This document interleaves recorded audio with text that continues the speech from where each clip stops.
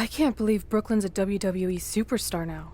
I can't believe I have to be her partner. It's good she no longer has any authority, but it feels like she's even more ingrained in our lives. At least it's now legal for you to punch her in the face. Again, I have to be her partner. She's not worse than Riley. He wasn't exactly in his prime when he trained us almost 15 years ago.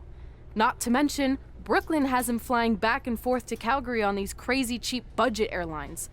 He had to ride in the pet compartment on his last connection, and I think he came down with kennel cough. At least you got to choose him. I didn't have any say in this. It wasn't like I had a ton of good options. Look, all that aside, I just have a feeling this isn't going to end well for anyone. Well, at least I can still make the best of a bad situation and win some money for charity. Even if I have to get a dog vaccine, I still plan on winning the mixed match challenge. Same here. Minus the vaccine part. Brooklyn is disease-free as far as I can tell.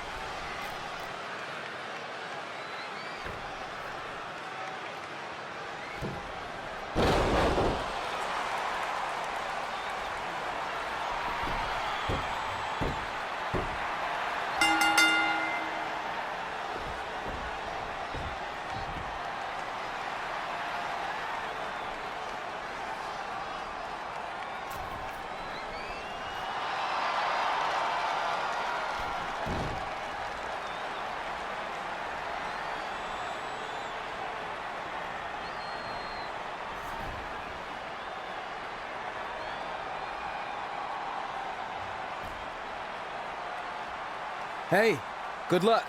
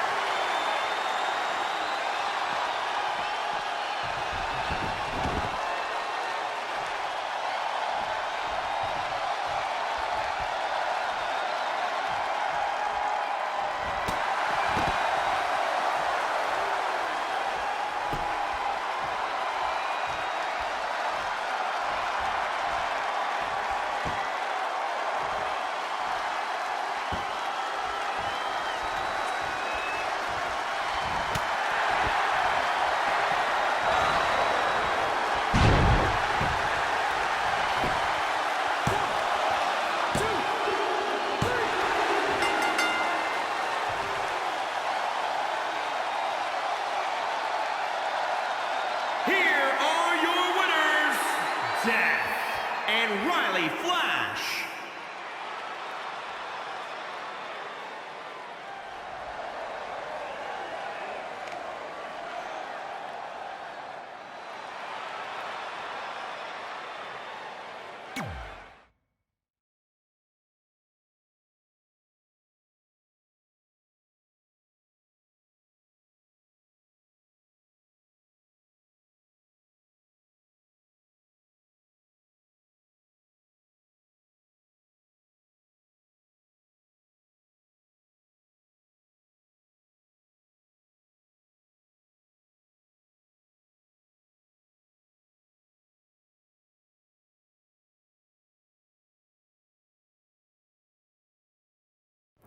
After a couple more wins for both our teams, Trey and I would be in a position we'd never been in before, standing across the ring from each other as opponents in the finals of the Mixed Match Challenge. Good luck tonight. Seriously. Yeah, you too. Do you mean that? Because it seems like you can't bring yourself to say the actual words. I can totally say it, but now that you told me to, it won't mean as much. Come on, just say it. Good luck. Hey, look. It's your partner. How convenient. You're talking to the opposition before our match? You do realize I could give them a competitive advantage. My team doesn't need an advantage to beat someone who's had less than 5 matches. I'm pretty sure I had less than 5 matches when I was tapping you out in high school, and tonight will be exactly the same. Except this time, a whole lot more people will see me embarrass you. Come on, we need to discuss what we're going to do with our prize money after we win. I was thinking we donate it to victims of identity heft. It's when people identify as skinny, but they're actually really fat. I think Red might have it.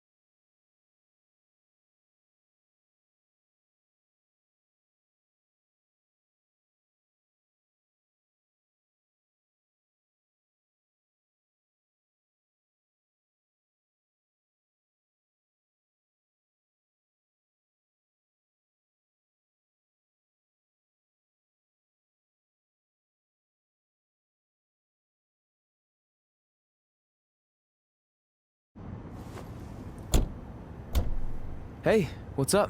What's up? What's up with you riding with her? Relax. I offered him a ride since we're both going to the gym. Nice necklace, by the way. Real classy. Thanks. I'll get you my jeweler's info. I bet he can throw together a runner-up version in no time. Look, I know we usually ride together, but I wanted to get some extra training in since Samoa Joe basically wants to strangle me to death with his crazy cyborg arm at SmackDown 1500. I'd be happy to help you work on your submissions. After all, I had a career record of 24-2 in MMA. I left that necklace at home. You training me is a great idea. It could help me survive Samoa Joe, and who knows, maybe even beat him. Good. We'll get started right away. And before you say anything, I'm just looking to help. It's the only way he's going to survive the coquina clutch. I mean, that little reversal trick you taught him might have worked in their first match, but let's face it, he needs some real training. We'll set up a time later, partner. So what, are you friends with her now? No, it's not like that. Well, it seems like that. I mean, first you're riding with her, and now you're training with her? Did you forget this is the same person who's tormented us for 20 years? I got to ride with her one time, and besides, maybe she's changed, okay? People do that. And she was a good teammate, good enough that we won the mixed match challenge. Are you trying to rub it in? Because I think your teammate's ridiculous necklace accomplished that already. And by the way, who was in charge of handling the charity money that you won? Brooklyn. She gave it to an animal shelter in our hometown. Did it ever occur to you that maybe she took the $500,000 and spent it on that awful necklace and murder coat she was wearing? I bet the animal shelter doesn't even exist. Can't assume any of that. I'm not assuming she's a terrible person. I know that. And I thought you did too. Come on. Red.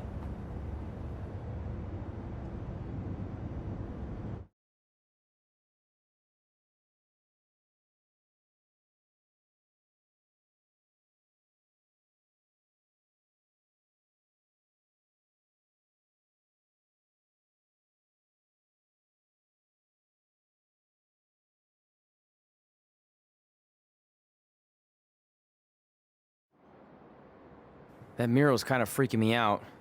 It feels like you're watching me from every angle. I am. But focus here. So when Samoa Joe gets you in the coquina clutch this time, How do you know he'll get me in it? it's a submission match, which means he'll be going for it early and often. So you have to be prepared. And what I was going to say before you interrupted me... Sorry, won't happen again. What I was going to say is your little trick you used against him 10 years ago when you rolled backwards to get the win isn't going to work this time. He'll be ready. And even if you pulled it off, it won't do any good because this is a submission Rivalry match. Rivalry submission match. Right. So I'm Samoa Joe, and I'm going to put you in the coquina clutch. Try to escape.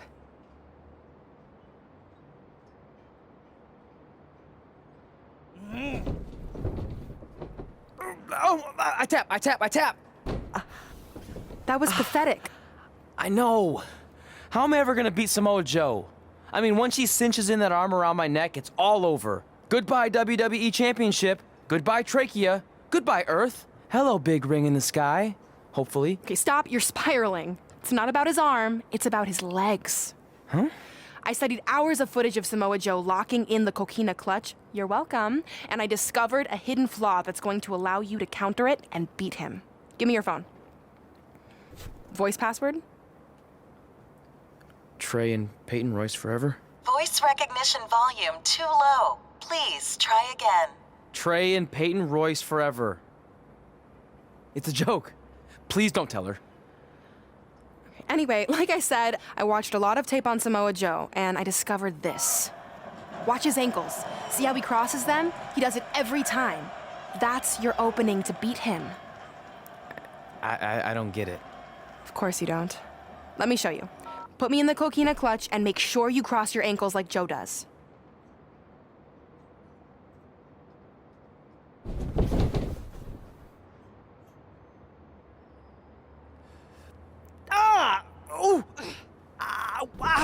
What the heck was that? The secret to not getting the life choked out of you and walking away with your WWE championship. Wow, this is weird to say with all our history, but I don't know what I'd be doing right now without your help. I guess I've been in a charitable mood lately. Well, seriously, thanks for teaching me this. So, I guess we're good to go now? Are you kidding? You haven't actually learned how to do the counter yet. On your back. We're going to start with a hip motion. I'll film on your phone so you can watch it back later. It locked again. Trey and Peyton Royce forever!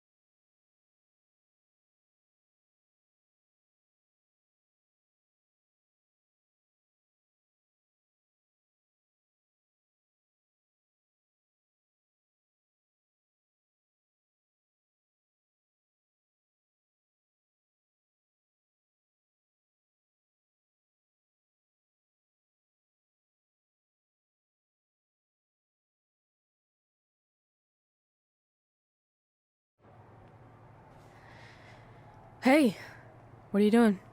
Studying my training footage. I think I actually have a chance tonight thanks to Brooklyn. Yeah, about her. I don't want to get into it again. I need to focus on my match. I actually wanted to apologize. I might have been acting a little crazy lately. A little? Okay, slightly more than a little. I called the animal shelter that Brooklyn said she donated the money to, and turns out she wasn't lying. See? I told you she's changed. I think I just got caught up with us competing against each other in the mixed match challenge. And then I felt like I was losing my best friend to pretty much the worst person I could imagine. But maybe she's not the worst person after all. There's probably some terrible dictators or criminals on death row who are slightly worse. That's very big of you to say that. So you should be cool with the fact that Brooklyn is going to be in my corner tonight then, right? I need her out there to coach me through the technique she taught me. Totally cool with that. Not bothered at all. Besides, I have a big announcement to focus on. About what? Well, I decided to get back to concentrating on the list, and there's one thing on there I always wanted to accomplish, but it never seemed possible. Especially when Brooklyn was GM, no offense to your new BFF. But since this is a very special episode of SmackDown Live, it's the perfect time to make it happen. Good luck tonight. Seriously. Hey, you finally said it. And I meant it.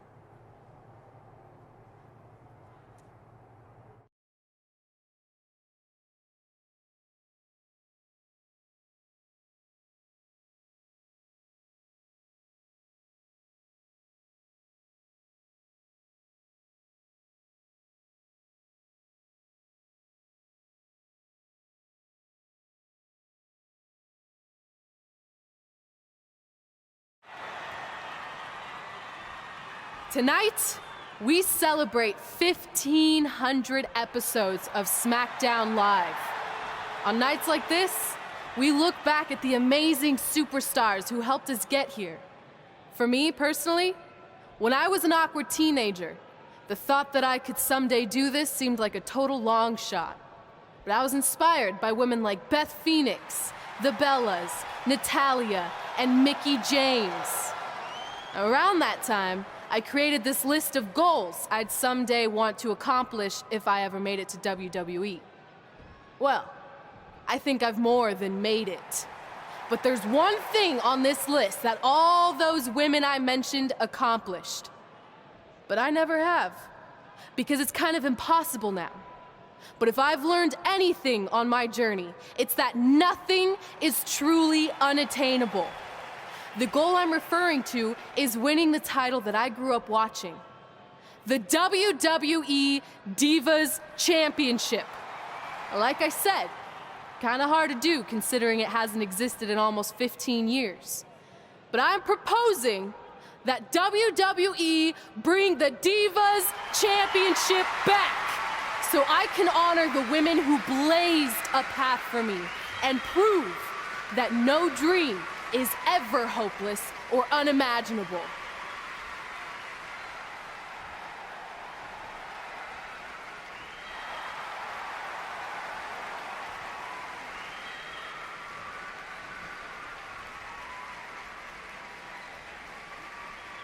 I'm sorry, but I was just told to inform you that the Divas Championship is already spoken for.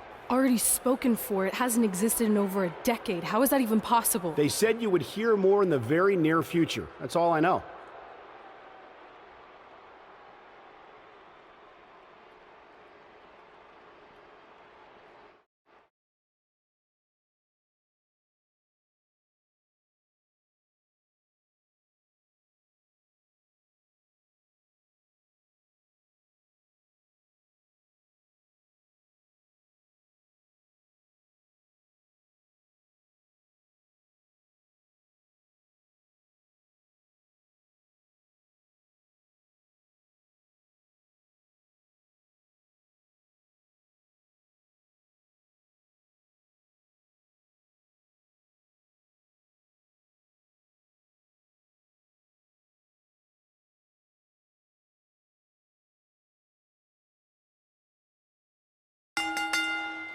The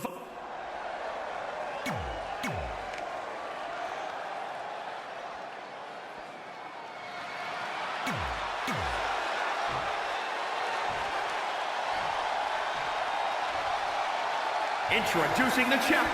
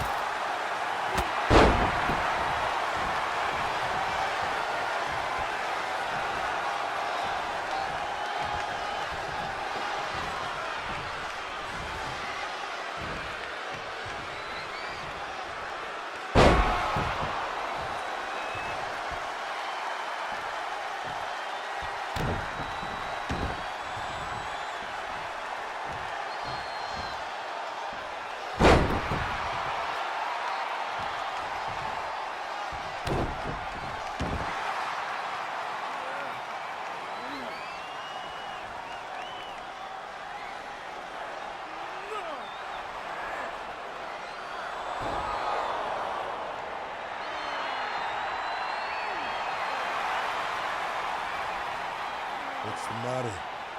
Not like you planned?